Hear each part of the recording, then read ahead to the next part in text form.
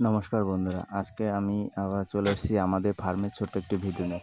ভিডিওটার উদ্দেশ্য হলো যে এই মোটামুটি যে বর্ষা হচ্ছে, বর্ষায় ছাগলগুলো কেমন আছে সেটা আপনাদের সামনে তুলে দেবো।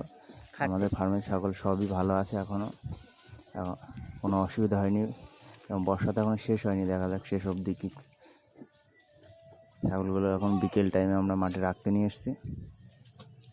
মাঠে একবার করে রাখলে পরে আমাদের খরচটা একদমই কমে যায়। মানে আমাদের খাওয়ার খরচ বলতে হালকা কিছু বিকেলের দিকে দানা খাবার দেওয়া হয়, এটাই খরচ।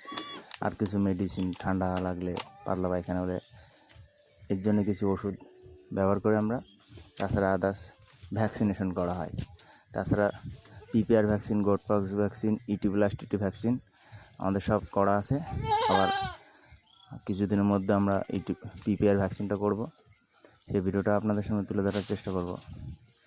বন্ধুরা, ভিডিওটি যদি ভালো লাগে লাইক, শেয়ার, কমেন্ট, সাথে সাবস্ক্রাইব করে বেল আইকন নোটিফিকেশন অন করে দেবেন। বন্ধুরা, ভিডিওটি দেখতে থাকুন, প্রথম থেকে একদম শেষ অবধি দেখবেন।